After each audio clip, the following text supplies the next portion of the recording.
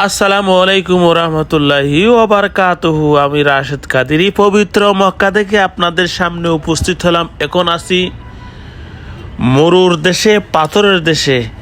যে জায়গাটা দেখতে পাচ্ছেন সেই জায়গাটা মক্কাতুল মুকাররমার নতুন একটি স্থাপনা, নতুন একটি পর্যটকদের জন্য নতুন একটি জায়গা সৃষ্টি করেছে বর্তমানে সরকার, সৌদি সরকার।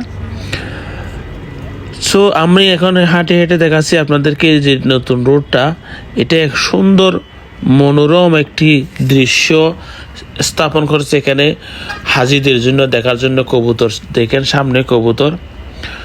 আমি যেদিকে যাই সেদিকে শুধু সৌন্দর্য আর সৌন্দর্য। আসলে সৌদি আরবটা পাথরের দেশ হলেও আল্লাহ পাক রব্বুল আলামিনের রহমতে সৌন্দর্য চারুকার্যায় এবং অনেক অনেক অনেক সুন্দর এবং আল্লাহ পাক সৃষ্টি করে রেখেছেন, বরকতময় করে দিয়েছেন এই জায়গাটা।